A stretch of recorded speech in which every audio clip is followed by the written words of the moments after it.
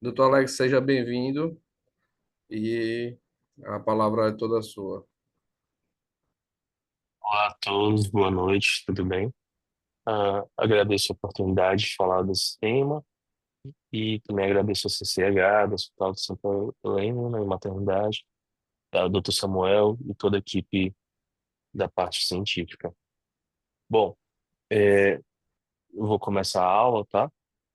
Nossa aula é focada na profilaxia da transmissão vertical, né, baseado no protocolo e nas diretrizes do Ministério da Saúde, né? Hoje em dia, o HIV é uma doença, né, que tem tratamento, tem controle, mas, né, ainda é uma doença com algumas dúvidas, principalmente nesse manejo de transmissão vertical.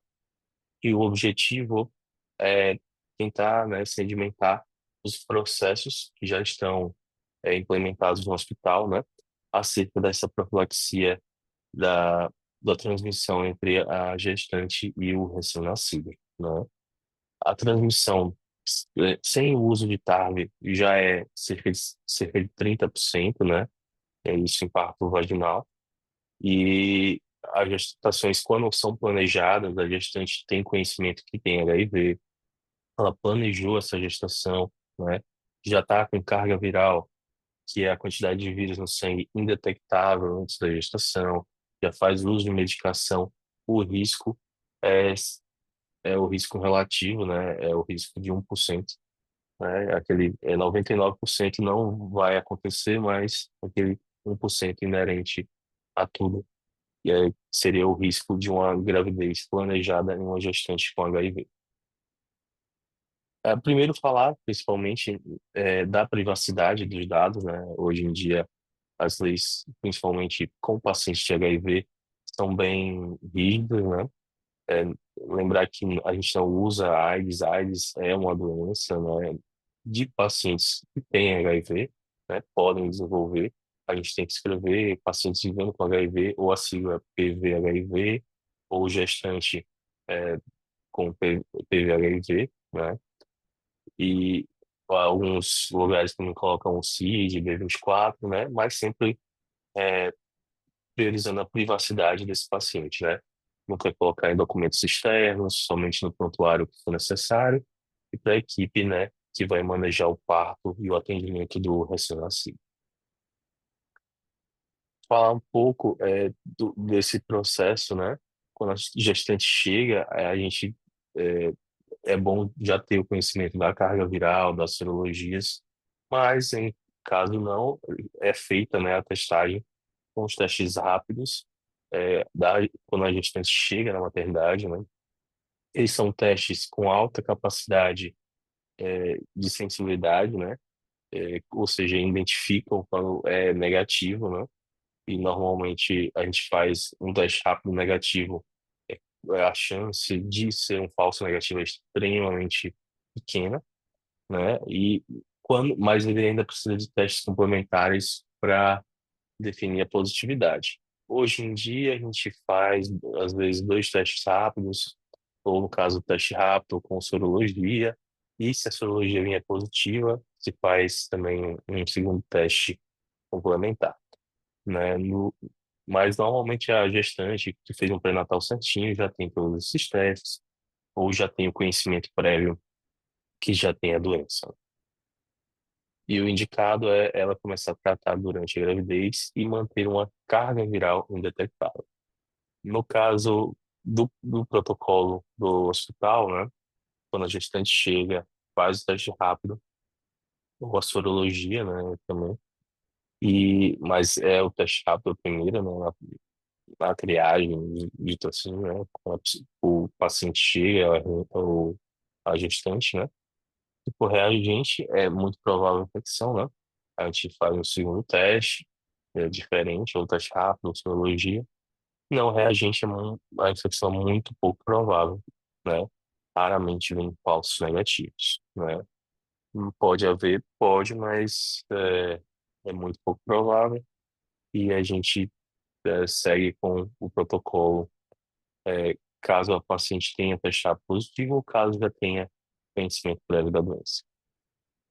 A gente precisa de alguns conhecimentos sobre os testes, né, que a gente usa em pacientes de HIV. O primeiro deles foi o teste rápido. O segundo é a carga viral, que é a quantidade de vírus, né, que se encontra no sangue.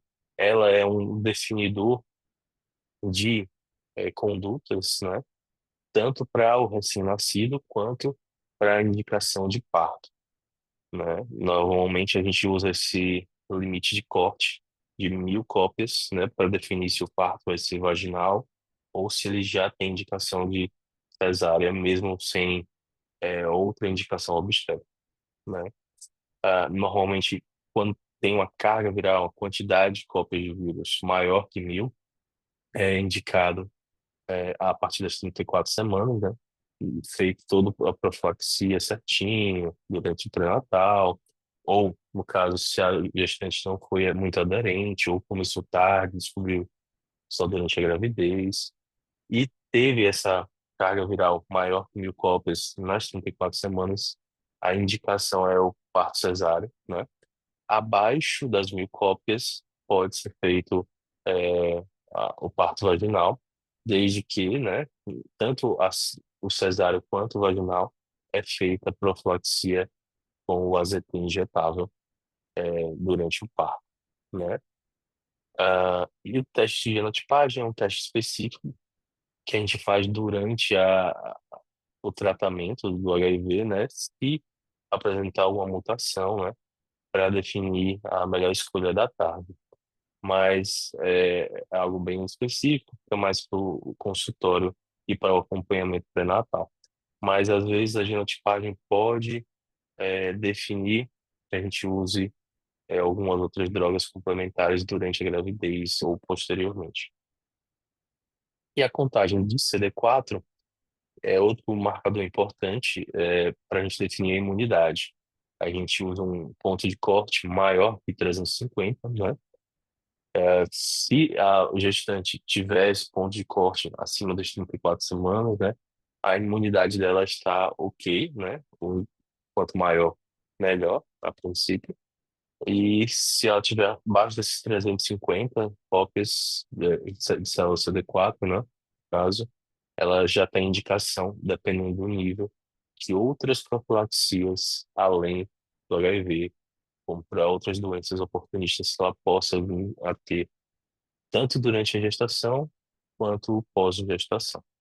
Mas normalmente, quando é feito um pré-natal certinho, a gestante chega com carga viral detectável, né, esse CD4 tende a se estabilizar acima das 350 cópias. A indicação da via de parto, eu falei rapidamente, né? A gente usa carga viral, né, para essa indicação, né? Se por acaso não foi realizada o exame por algum motivo, né, a indicação vai ser cesariana eletiva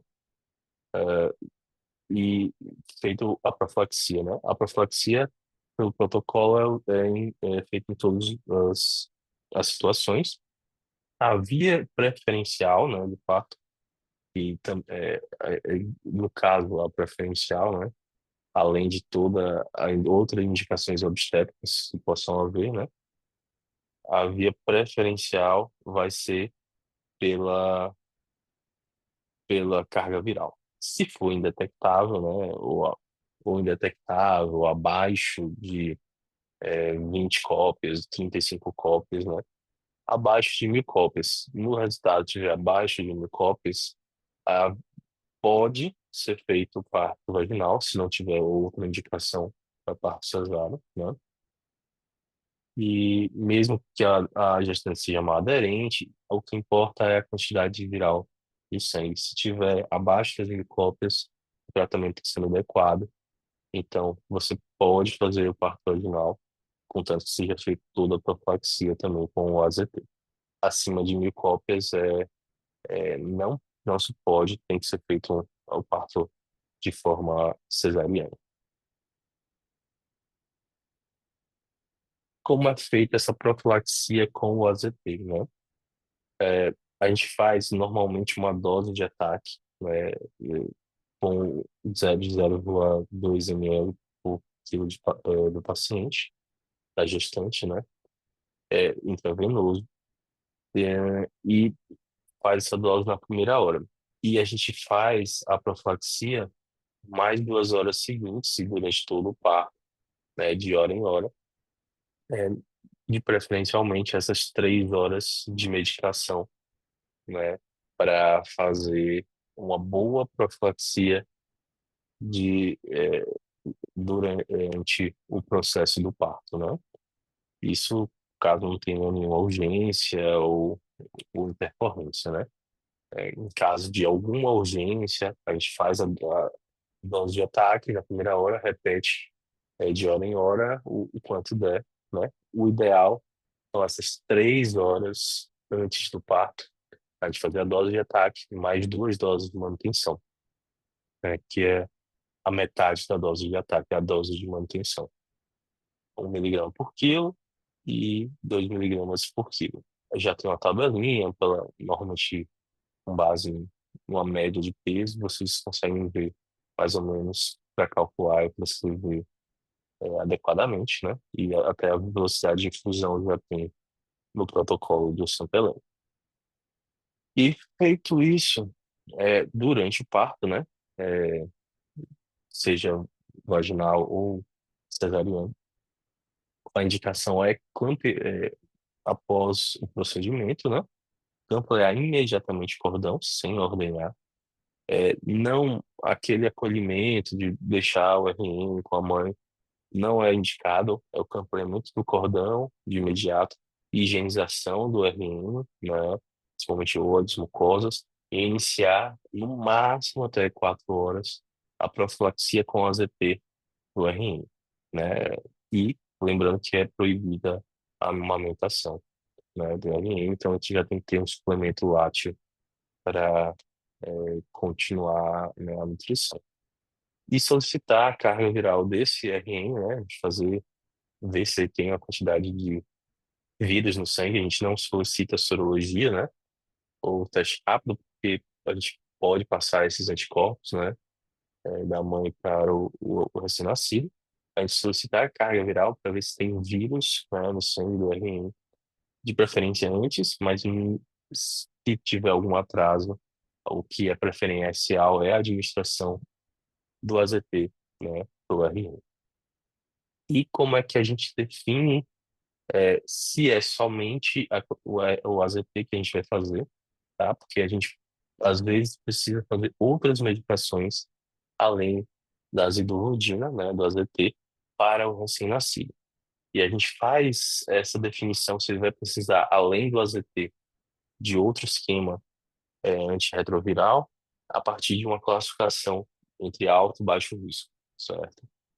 O baixo risco é aquela gestante que fez toda a profilaxia durante o pré-natal, fez, ou seja, tomou toda a tarde, todo o antirretroviral, desde antes do pré-natal, ou descobriu durante a gestação, e começou desde a primeira metade da gestação, né? E que a partir já tem carga viral detectável, né? E sem falha de adesão, que faz uso da medicação correta, que já no terceiro trimestre ou antes já estava com carga viral detectável. Essa, essa gestante vai ter um RN com baixo risco de contaminação. Um risco mais elevado, né, que chega naqueles 30% de transmissão, é a mãe sem pré-natal, né? Ou seja, ela descobriu lá durante um parto de urgência, fez 2 testes rápidos, os dois positivos ou divergentes, ou descobriu pouco tempo antes do parto, ou que descobriu mais que não tratou, né, por algum motivo, ou, ou aquelas mães que durante o segundo trimestre, o terceiro trimestre, né, segunda metade da gestação para frente, ainda mantinham a carga viral elevada, ou que não, ou iniciaram tardiamente por algum motivo também,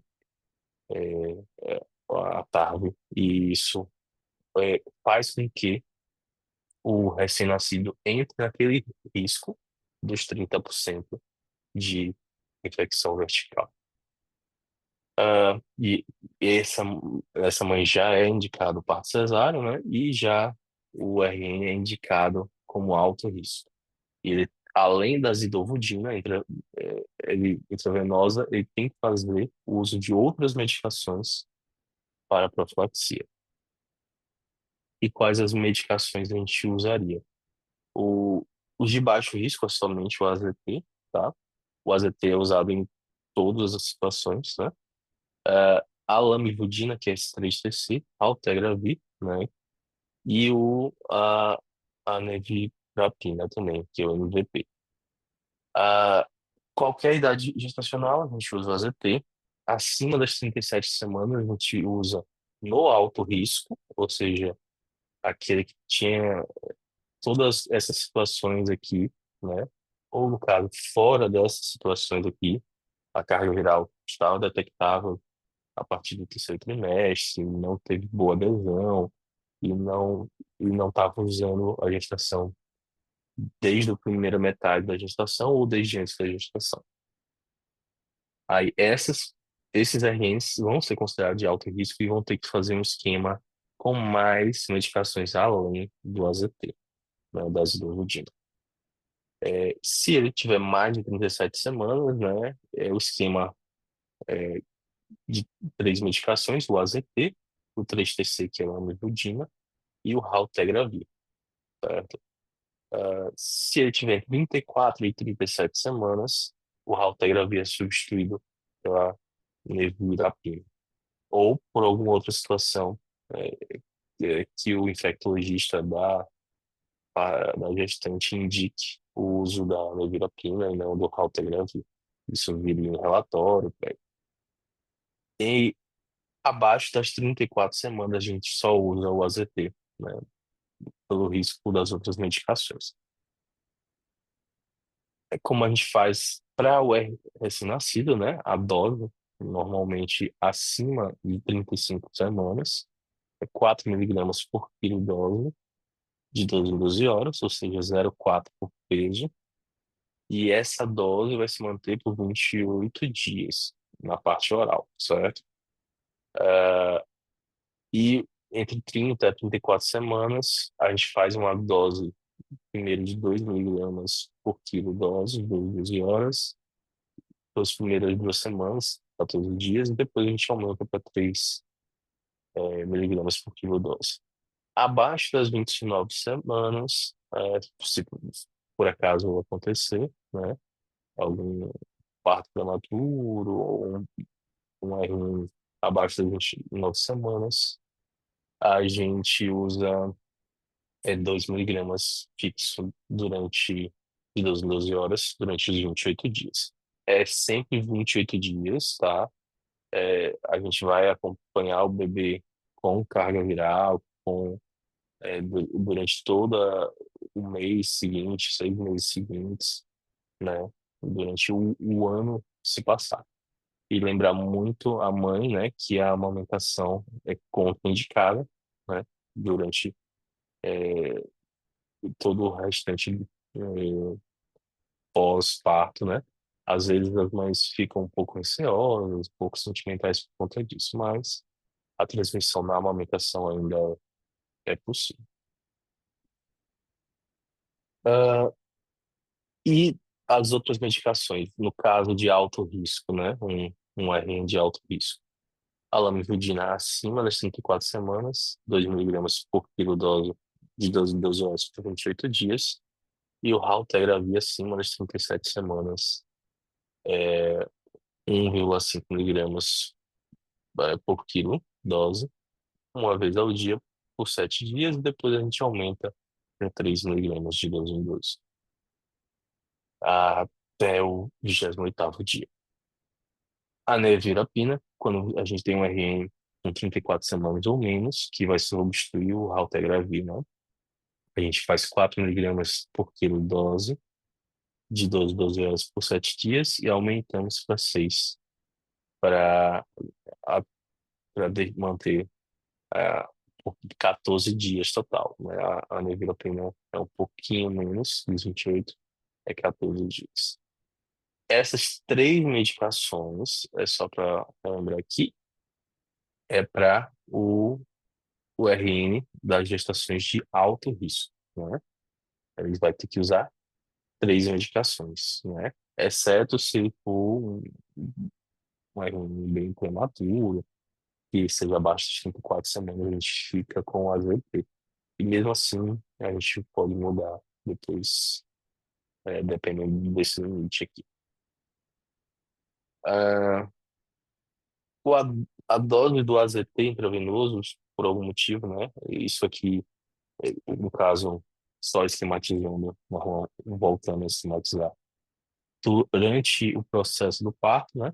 Nas 3 horas anteriores, a gente faz a dose do ataque do AZT, faz 2 doses de AZT, dose de manutenção, né? Faz essas 3 horas de AZT antes do parto e continua fazendo AZT de hora em hora, em dose de manutenção, até o campeamento do cordão. É, feito o campeamento, a gente vai e passa para o RN iniciar a profilaxia. Até 4 horas do campeamento, né? Após o parto. E, e aí, normalmente, a gente já pode iniciar ou da parte oral, ou se tiver alguma contraindicação, a gente usa a dose do AVT, dose do Rudina venosa, que normalmente é 75% da dose do oral, mais o mesmo intervalo, certo? E na caso de impossibilidade, também de via oral, e esse RN seja de uma gestação de alto risco para o RN, né? A gente precisa fazer a complementação das drogas e essas drogas são feitas via oral. E caso não seja possível, tem-se indicação até de sonda nasointeral para o RN para se fazer as medicações, já que não tem uma formulação injetável, né, dessas outras duas drogas complementares. Somente a zidovudina tem uma formulação injetável comprovada, né, em recém-nascido. E na alta, né, a gente tem que sempre registrar tanto em prontuário quanto nos relatórios de alta o tempo de uso do AZT da mãe, né? Se por acaso teve alguma falha, ela só fez 1 hora, ou se teve algum atraso durante o processo do parto, ela fez mais de 3 e 4 horas, né? Registrar, né, sempre, tanto no relatório de alta quanto nos encaminhamentos, né? Registrar o tempo de início da profilaxia do recém-nascido, né?